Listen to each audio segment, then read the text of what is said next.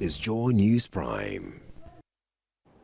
It's the third day of the 10th month of the year 2016. Thanks for choosing us for all the news and more. Coming up in this 2-hour package, the Progressive People's Party files contempt suit against the Electoral Commission for accepting overdraft of filing fees for the party's presidential candidate, despite a previous suit pending before the court. Ejumakwe Nyan Esiam MPP accuses NDC members in the constituency of organizing thugs to brutalize some of its members, threatening to retaliate. Now, workers of the Electricity Company of Ghana protest over continued stay in office of Managing Director they claim has attained retirement age, but Deputy Power Minister expresses surprise at the turn of events. And coming up in business, economists cast doubt over government's ability to tackle the public debt in good time to the benefit of the economy, as government insists borrowed funds are invested in self-financing infrastructural projects that should reduce debt levels by the end of this year. There are other stories. We'll be celebrating master builders as today, October 3, is World Architects Day. Stay with us for all the details, plus sports, entertainment, and Joy News Interactive coming up shortly.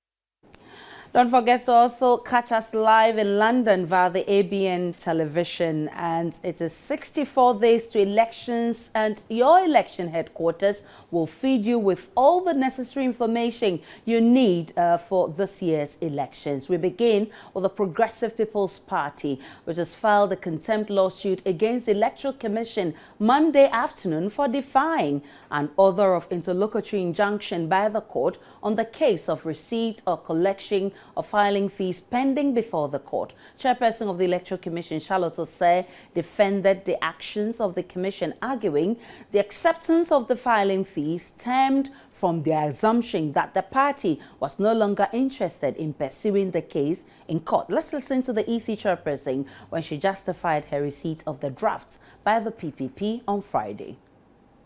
9 candidates presented their completed forms on Thursday.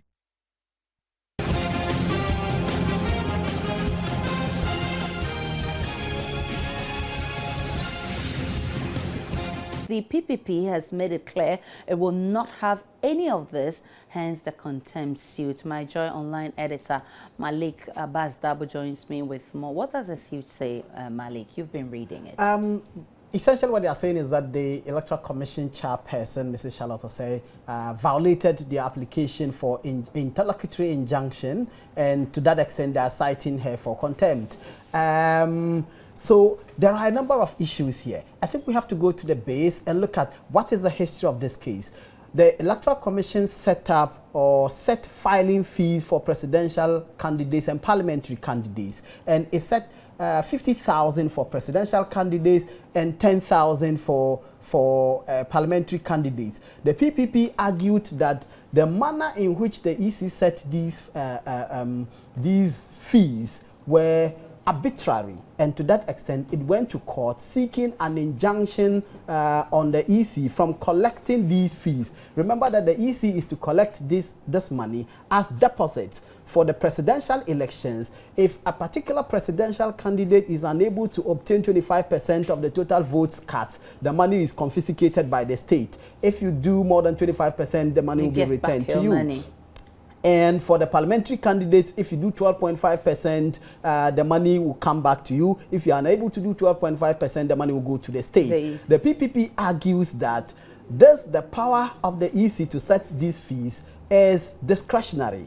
And to that extent, they say the EC should have averted its mind to Article 296 of the Constitution, which says that discretionary powers must not be exercised arbitrarily, and there must be a publication of regulations of the exercise of such powers in respect of a particular issue. They argue that there was no such publication, so they don't know what the basis of the EC was in setting these, and to that extent, they wanted the court to place an injunction on the EC from collecting this money. Now, when it filed the case on the 28th September 2016, the EC subsequently declined to accept money from the MPP presidential candidate Nana Akufo-Addo when he turned up to submit his nomination forms, and other political parties as well. Yeah. And their case was that a case has been filed, and they were looking at a good law, because there's a case the lawyers call ex parte Moffat. Right. And ex parte Moffat, the court said that if an application for injunction has been filed and the processes are served on you, it is as good as the application having been granted. Right. So the EC, in acting in accordance with this, decided not to take the money. So what happened? Curiously, when the PPP turned up to submit its nomination papers, it submitted banker's draft to the 50,000. But all the other parties did so, but they rejected. So why couldn't they reject the PPP's That is why the EC chairperson said, when you bring a case on a matter and we make it abundantly clear that we are not taking, in accordance with the case that you have filed, we are not taking money from other political parties, and you, the person who filed the case, now bring us money, they were entitled to a presumption that you are no longer interested in your case, and to that extent, they will take the money. And that was exactly what they did. Right. Let's listen to Madame Charlotte Osei explaining why the EC took the money. You chose to bring it, knowing very well the legal consequences. So you chose to bring it. So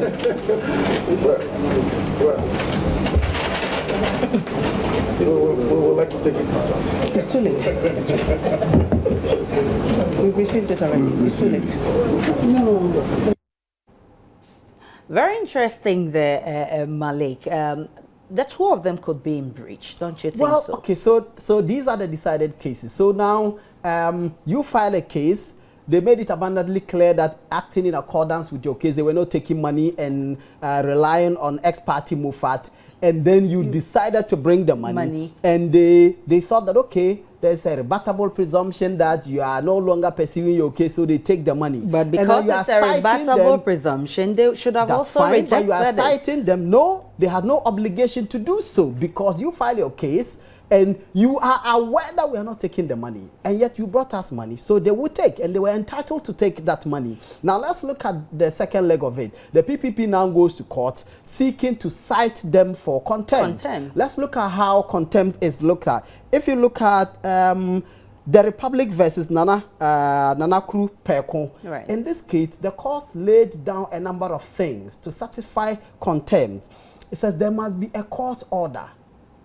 First of all, in this case, was there a court order? Yeah. The answer is no. There was no court order. It was just an application which was filed. Okay. The second rule that was established in this case was that it ought to be demonstrated that the contemnor, in this case, the EC chairperson, was aware of this order.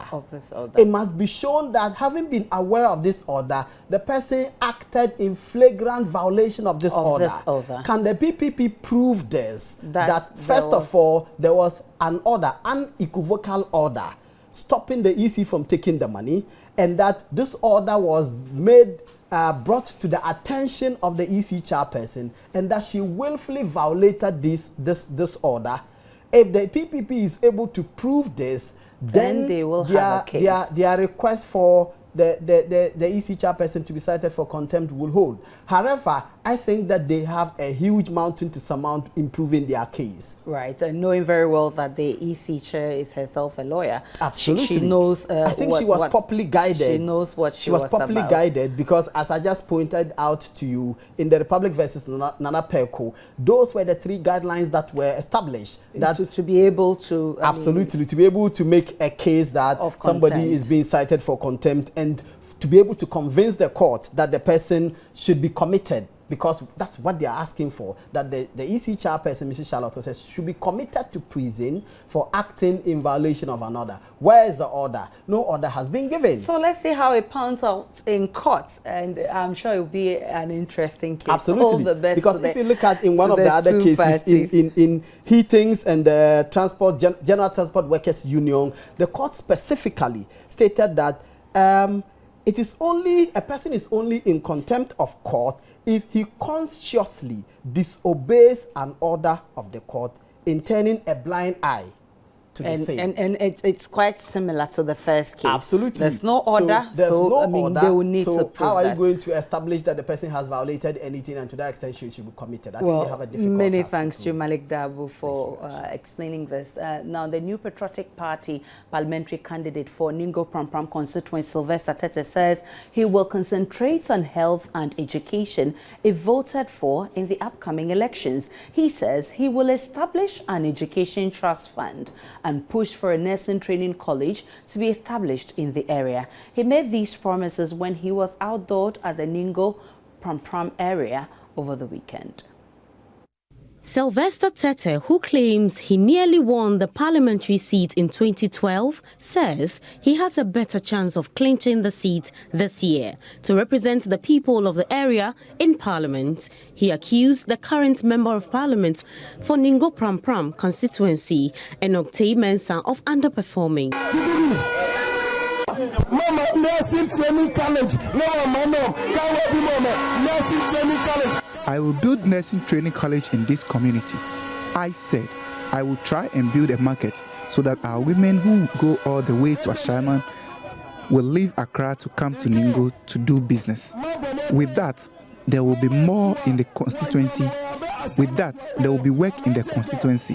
Nana Addo said every year there will be $1 million for the constituency for development. Honorable Kennedy Agyapong has given us 1,000 acres of land that is going to be used to build a factory in this community. Member for Asin Central, Kennedy Agyapong, is urging the constituents to vote for their future. December 7th. December 7th. Come December 7th, your vote will go as far to determine your future and that of the youth. So now, let's do the house-to-house campaign because we are all tired, both the young and old.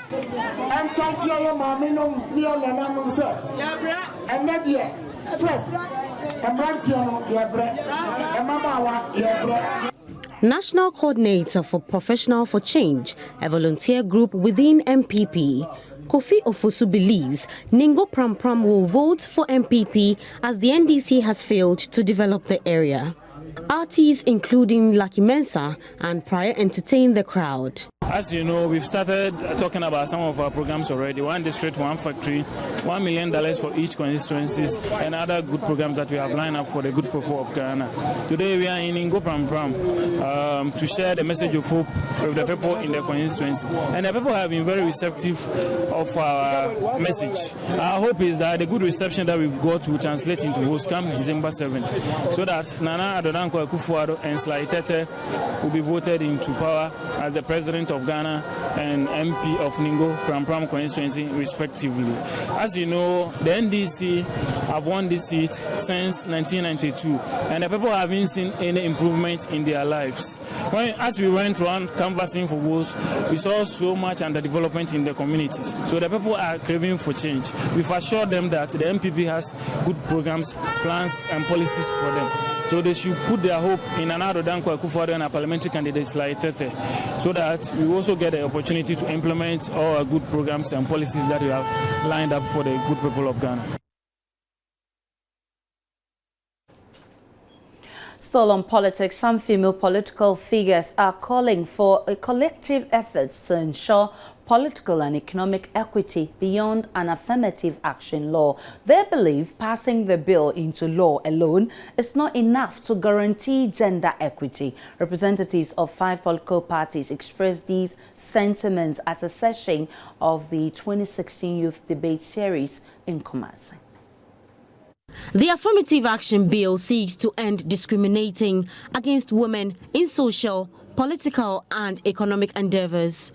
Ghana's politics has seen little contribution from women who make up the larger percentage of the country's population. Only 29 out of the 133 women who contested in parliamentary election in 102 constituencies in 2012 secured seats in the legislature. Advocates attribute the trend to some misconceptions about capability of women. Female politicians believe more investment is needed to building capacity of women to take advantage of potential opportunities of the bill when it is passed. Of course, many women are underprivileged in society. It is quite recent that a lot of women are picking up. We believe that those who are picked up, they can also groom little ones or young ones who are also coming. And more empowerment programs should be done for them. There should be more resources, empower them so that they can stand on their feet. And then also we are asking the stakeholders to also come in, the queen mothers. We need our society to empower women with skills. They should give them training. It doesn't necessarily mean office work that you do to get money. No, the ordinary Ghanaian woman sitting in the market there can also help if she's financially sound. Let's look at our Ghanaian markets. Some of the markets, if it rains, you can't step there. So we'll make sure that we'll see to it that the markets are being in place. They are in shape for the women to enable them walk freely in and out. Yes, economically, women need to be empowered. The problems that women are having in this country of not being able to get a reasonable number in parliament has to do with this in finance. Financially, women are down there. Financially, women are down there struggling.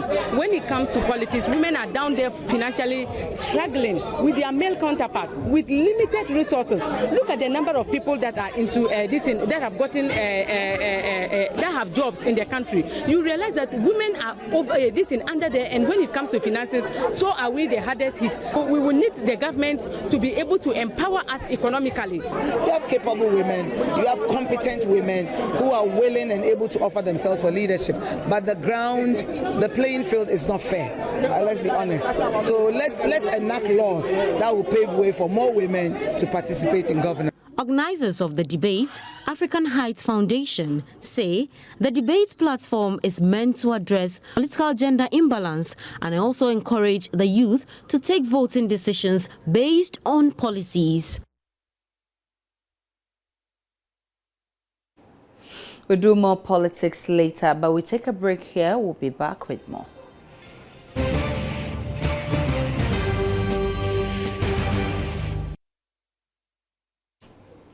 Welcome back to Joy News Prime. My name is Aisha Ibrahim. Now to the rest of our stories. Workers of Electricity Company of Ghana are demanding the immediate removal of their managing director from office. Robert Dwamena, according to the workers, has passed the retirement age and should be removed from office. The workers say their request follows rumors that management has extended the MD's contract by another 1 year. According to the workers, once the managing director has passed the retirement age, they will not agree to an extension of his tenure. What was earlier intended to be peaceful procession around the office almost turned chaotic after some workers tried forcing their way into the main building. It took the intervention of the Accra Central Police Command to disperse the workers. You have but we should have notified you should have notified us 5 clear days. Okay. If you have, I will know. So please, what you are doing is against the law. So what do you advise now? You should stop and clear and follow the rules. Okay. The ECG workers later reconvened at the Trade Union Congress office to address the media. They claim the board of the company has extended the managing director's contract. You have done your best. Assistant one, what can you add to it? Nothing. So we think it is very good. It's very good that at this particular point in time, honorably, it should go on its retirement. Because as we have heard, reliably being informed that he has been given 1 year extension. That is where we are not happy about. And we said, as the workers' voices, as we have gathered here, we are from various regions. all the ECG operational areas. That is what has gathered here. Some of the workers also raised concern over his alleged involvement in the ECG concession process. The concession is another battle we are fighting, but this is another part of it. What we are telling the president to do is that we want the president to know that we, the workers and the staff of ECG, are not very happy if he thinks that somebody should be given the extension, because the reason why the push of the concession is because some of them think we are incompetent, some of them think we are inefficient, we cannot deliver, and so therefore if you have a team that is not delivering, why do you keep on using the same team? We don't want to be working with the MD while people think that he should be in office. No, we love him, he's our father. We want him to know that he has done his part and therefore he should go and rest. We don't want people to come and disturb him. Management is yet to officially comment on the allegations. Meanwhile, Deputy Prime Minister John Jinapor says Monday's protest by workers of the ECG demanding the removal of the managing director was premature. He says even if Robert Dramine's tenure of office has expired, it does not lie within the powers of the workers to call the shot. He would rather the company's board makes that decision. He expressed surprise that the staff will be up in arms against their managing director. He spoke earlier with Arabakum Singh on the Midday News on Joy FM. When it comes to the broad-based decisions of a company, it's the board that makes those decisions. And when it comes to appointment of a managing director or the extension of his mandate, it's the board that would normally make that decision. And so I would be surprised to hear that the staff are up in arms against their managing director without giving specifics. There's no specific issue that they've raised, except the concession. And I do know that, as Deputy Minister, the concession predates the appointment of Mr. Dramina. And so if they have concerns, I would wish that we use lay-down procedure, we use the appropriate channels of communication to seek redress rather than embarking on such an industrial action. I think that it's premature and they should exercise patience.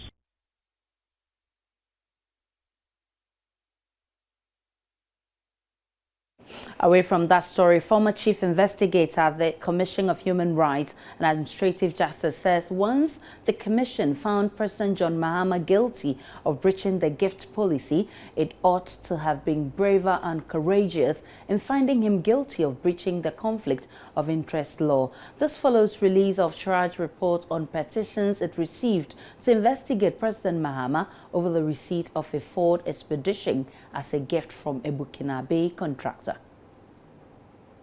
I think the moment you found that whole gift policy derives from Article 284 of the Constitution.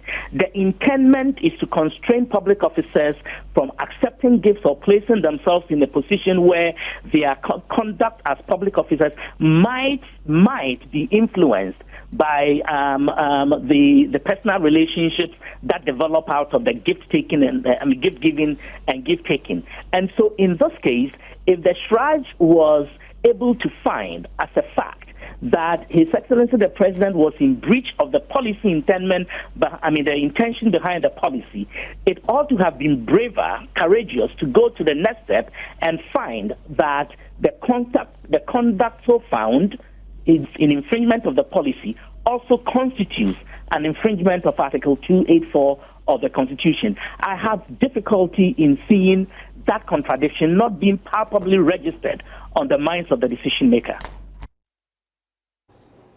Take a short break. We'll be back with the business segment.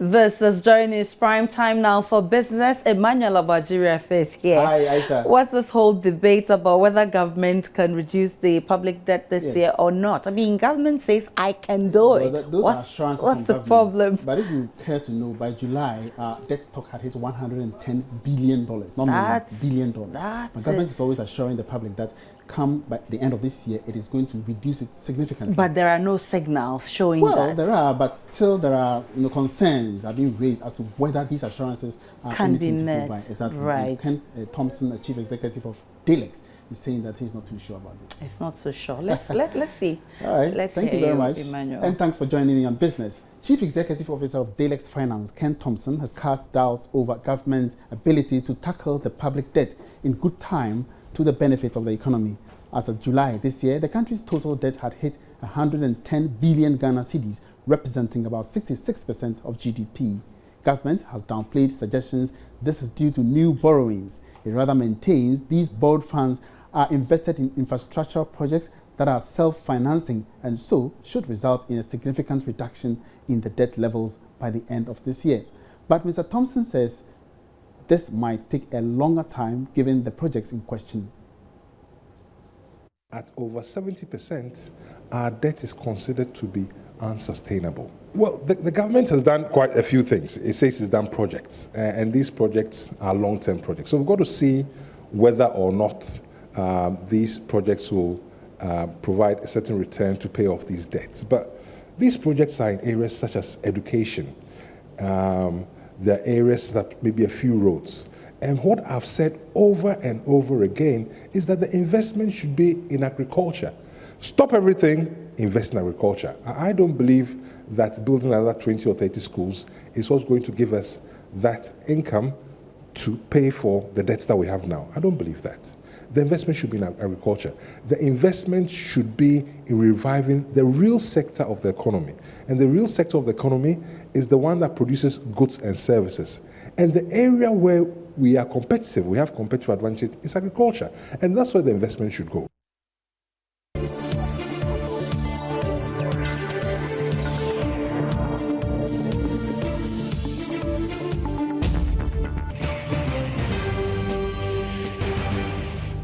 Welcome back to Joy News Prime. And across Ghana, there is massive growth and expansion in infrastructure on both public and private front. New projects from high-rise buildings to recreational parks are dotting the landscape of the country. But the Architects Registration Council of Ghana is warning of grave consequences if Ghana's population does not match up to architects in the planning and development of the environment. In the following report, Joy News' Latif Idris explores the level of involvement of the council in this latest craze for high-rise buildings and transformation of the country's landscape.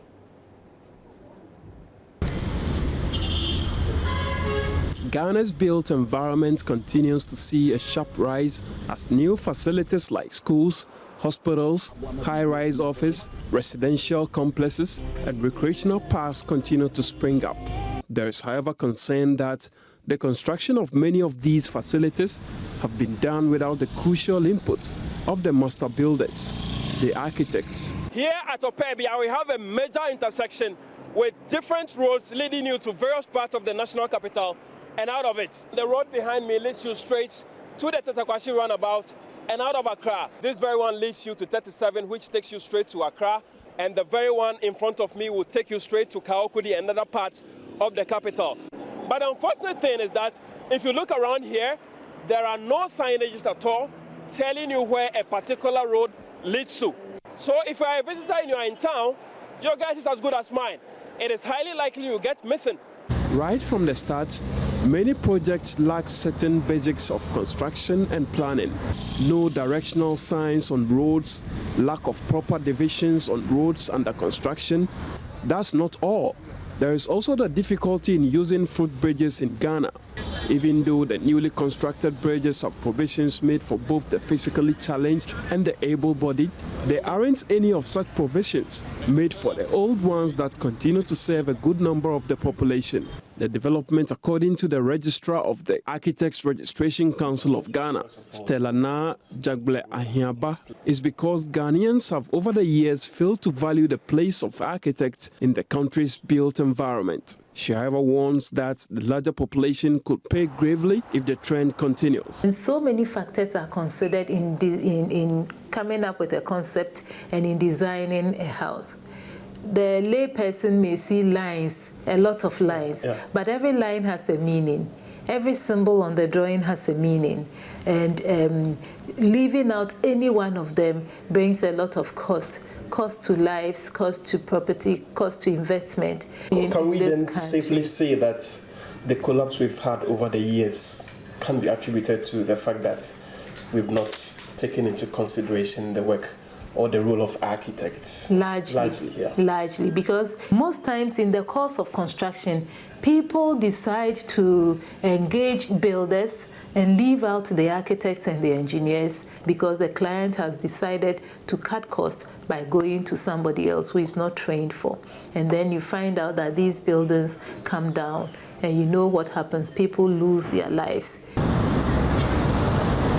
The concept of barrier-free is well taken care of by this facility, giving people from all walks of life, regardless of your physical disability or otherwise, accessibility to the National Museum of Science and Technology is unparalleled.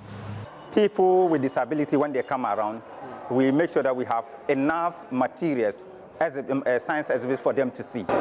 How about people who are deaf? Yeah, the people, no, for the blind people, as I told you, they come with people who are the guardians. So we try to explain some of the things to them, and some of them we even try to put what we call the Braille, with the, especially with the Science and Tech exhibition. Braille was also added so that when they come, and then they can also read some of the text, understand some of the things that are there. Perhaps it's about time the country, particularly the private sector, incorporated the services of architects at the planning projects if we are to have a barrier-free country. Ghana and other AU member states need to invest heavily into the development of counter-terrorism infrastructure in their respective countries. That's according to Ghana's Special Envoy to the AU, Lieutenant Colonel Gbevlo Lartey, who lauded Ghana for establishing a counter-terrorism legal framework, but insists more needs to be done. He said this after signing a memorandum of understanding between the African Union and the Kofi Annan International Peacekeeping Center. Jennifer Kwama was at the ceremony and has filed this report. The brief ceremony was to herald the resolution by the AU to assist in the development of skills of military personnel, as well as the provision of infrastructure for military personnel to combat terrorism. AU Special Envoy Lieutenant Colonel Gbevlo Lartey emphasized on the need for increased research into the mindset and behavior patterns of terrorists. I think that it's research and study that has brought us where we are now. But you see, the threat keeps, there's quite some metamorphosis when it comes to the threat of terrorism. You know, the bad guys want to be a step ahead each time, which means that you can't stop studying, you can't stop researching into what is going on, and you can't stop bringing up, you know, new plans as to how you want to, you know, counter what is going on. For instance, you know, the terrorists tend to use very charismatic people to send messages, and it's across board, whether on the internet or whatever. Now, what is our counter narrative, and who are carrying that counter narrative? These are areas in which, you know, there's need for quite some research, and for nation states or member states of the African Union to see what exactly they want to do by way of a counter narrative. If there is a narrative which is encouraging people to, you know, get violent or violent extremism and things like that, then nation states should have a consensus effort, you know, to have a counter narrative as to how, you know, people would, you know, perceive terrorism and perceive counter-terrorism. For instance, how are children brought up? What training are they getting from extremists? And what is the counter? Do we really know what is done in the madrasas or makaranta that we call them? Do we know what they are taught? Do we know who is teaching them? Do we know the purpose for which certain makarantas would be run? These are areas of research that, you know, we want to go into and, you know, bring some strategies that would, you know, address the issue of terrorism more effectively. With less than 60 days to the December polls, Head of Research at the Kofi Annan International Peacekeeping Center, Dr. Kwesi Enin, warned against the use of intemperate language during this election period, as it could be used as a springboard for dangerous fanatical activities. It's something we worry about. It's something that is on our radar. And it's not just about religion and ethnic identities and the manner in which they are being exploited. It's a fairly also irresponsible statements and the rhetoric, that seeks to create enemy images of the other, that brings about hate speech, that creates the perception that the use of violence is almost a legitimate instrument for the attainment of political power. So that whilst the ethnicity and religious differences are there, if they are not manipulated specifically for political ends, then it's not a problem. But there's another part to this equation that we are not talking about. That is the criminal exploitation of the uncertainties that arise, particularly in an election period, when the political class decides to engage in actions that are politically criminal. Okay, it creates an avenue for economic criminals to misbehave. That then puts the police force or service under immense pressure, because sometimes differentiating between clear political actions and criminal actions can be very difficult. Okay, and that is something that we need to have on our horizon. For Joy News, Jennifer Kwamwa. We'll bring you the entertainment segment after this break. Says that's where we draw the curtains on the bulletins. My name is Aisha Ibrahim. For more news, join us on My Joy Online for all the news you want. And that's it. My name is Aisha Ibrahim. Have a good evening.